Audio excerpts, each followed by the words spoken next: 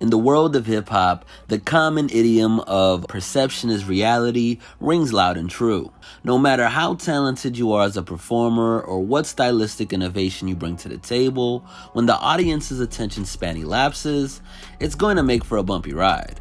Whether you're Trinidad James, Ja Rule, or even the scores of Odd Future affiliates that fell into obscurity after the group dissolved, the unremorseful tastemaker that is the public will always be the deciding factor in your fate, capable of holding you in high esteem as your career progresses or knocking you down a rung or two as they see fit. Most cases are cut and dry. Either you ingrain yourself into their hearts and remain in the music industry's good graces, or you suffer the most dreadful fate that could greet an MC, falling off. Forged from a prolific run on the mixtape circuit alongside his close confidant Currency, Wiz Khalifa's infusion of poppy hooks, glossy beats, and lyrics that orbit around the finer things in life made it clear that the Pittsburgh-bred artist was earmarked for the big time.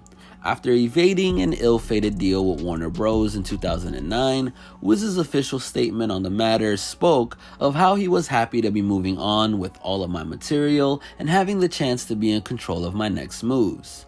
And as history has taught, it was a fresh start he'd seize with both hands. On his liberation-minded sophomore album Deal or No Deal, depicted Wiz as a man that'd make it in spite of label backing if necessary, but his goal to reach the game's upper echelons was always disclosed.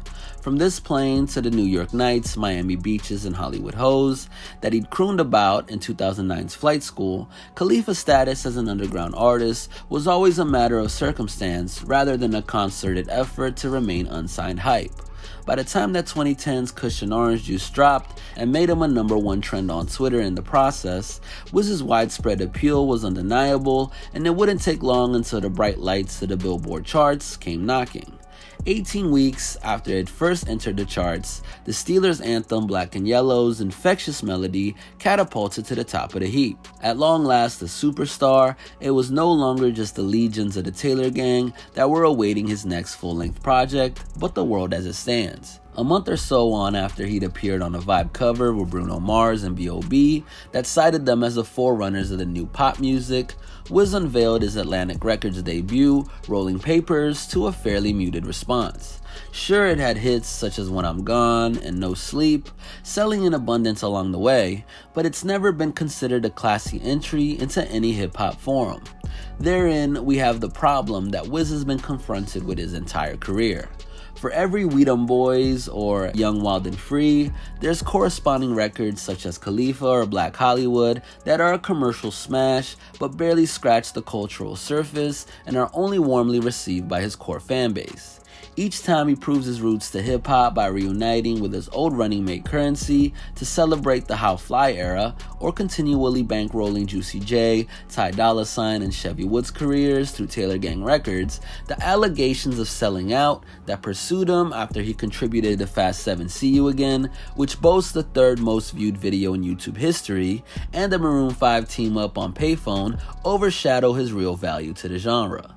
But while his viewpoint has been kept up for years on end, the real question is why Wiz has become an artist that can reap the financial rewards of hip-hop and command a certain degree of power while being an afterthought at the same time.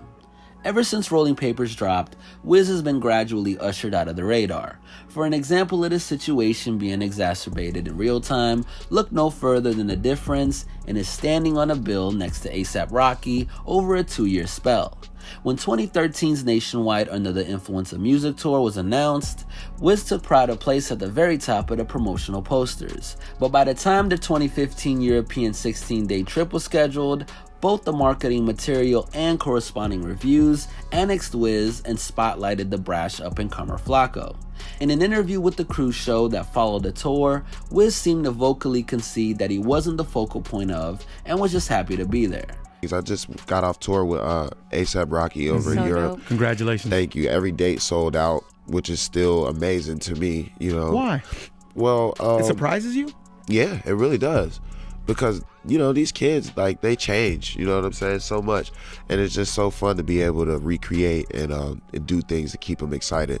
Left at a crossroads where commercial success comes easy, but critical acclaim remains elusive, Wiz's cognizance of his strange positioning in the game came through again in 2018 as Rolling Papers 2 hit streaming services. Speaking of genius Rob Markman, his appearance saw him depict the project as a concerted effort at a reintroduction. When I did the first Rolling Papers, I had done so much on like a mixtape level, and then I had my first single come out, and then that went #1.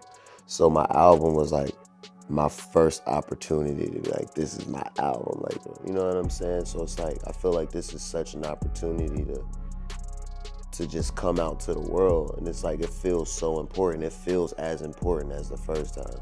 But just like his predecessor and numerous albums in between, Wiz found himself shifting no shortage of those coveted units to the tune of 80,000 sales, but the actual contents still failed to ignite the wider world. No one could say that Wiz Khalifa hasn't stuck to his guns, but where authenticity is normally placed on a high premium, a big part of why Wiz has plateaued in the cultural zeitgeist is due to an unwillingness to grow. In short, this all boils down to evolution, or more specifically, a lack thereof. Rather than an unconscious byproduct of an if it ain't broke don't fix it mentality that success could lead an artist to, Wiz hasn't been lulled into a false sense of security. Instead, his response to the critique that surrounded 2012's ONIFC and its limited lyrical scope could be applied to any project he's released since. They just sound like everybody else that's been saying that forever, he told Hard Knock TV. I'm comfortable with that, man. I love that. It's really a mood. It's a vibe. You have others, but as soon as you're ready for that mood, that's where you're gonna go to. That's all I really want to do. I'm comfortable staying in my pocket and not really trying to cover everyone else's bases. Just be the best at what I do. Naturally, for anyone other than the hardcore tailors, the luster of that atmosphere he engulfs has depleted over the course of a decade in the business, as it's yet to be presented in a different light. By repatriating his lyrical themes into different vessels or exploring other areas, Wiz could have stayed in the hip-hop world spotlight, a piece of sleight of hand that countless artists from Pusha T to Too Short have pulled off over the years, while never straying far from their beloved subject matter. Wiz could have averted his current standing by simply heeding the example of his own elder counterpart. Often conjoined by their share of all things marijuana, Snoop Dogg and Wiz Khalifa have had a more than amicable relationship since the days of Black and Yellow's G-Mix, parlayed into their feature film Mac and Devin Go to High School, its soundtrack, and the smash single Young, Wild and Free. Snoop is acutely aware of their status as two peas in a pod. I guess the old school version would have been for me to smash him because of the similarities, Snoop told The Guardian in 2013, but my heart was to love him because I love what he did, and he was an extension of what I had put out. For the most part, their output may have turned out similarly, but one key difference is in composition. Once known as Dr. Dre's teenage protege, Snoop had constantly strived to reinvent himself. From Death Row to No Limit, the reggae of Snoop Lion to the bombastic funk of Snoopzilla, and countless baffling collaborations, the Dogfather's compulsion to twist his trademark style into new shapes has meant that he's never stood still too long to get stagnant. Whereas in the case of Wiz, the rightful heir to Snoop's Kush-coated crown has resulted in staying in one lane and was thus pigeonholed into a box that he's incapable of escaping. Only time I'd lose is if I give up on who I am. As long as I stand up for me and what I believe in, then I'll be straight. This is what Wiz informed CNN in 2011, and technically, he'd adhere to his philosophy. A commitment that has ensured his diehard fans will always come out in their droves to receive new output, the catalyst for Wiz's status as at once successful and disconnected is the one-dimensionality of his approach. Unwilling to take risks and push the boat out, this reliance on what brought him to the foray has allowed Wiz to fade into the background rather than finding a new way to burrow under the wider culture skin once more. Fresh from unloading a whole host of new material on SoundCloud at a rate that mirrors his mixtape days, there's still room for the 32-year-old MC to recalibrate. However, as time ticks away, it's something that the multi-platinum selling artist would have to implement sooner rather than later if he hopes to be viewed as a cultural force. This has been a Hip Hop Madness original. Make sure to stay tuned and stay up to date with everything we got going on by hitting that subscribe button and notification bell. Oh, and don't forget to follow us on Instagram at HipHopMadness and join the movement.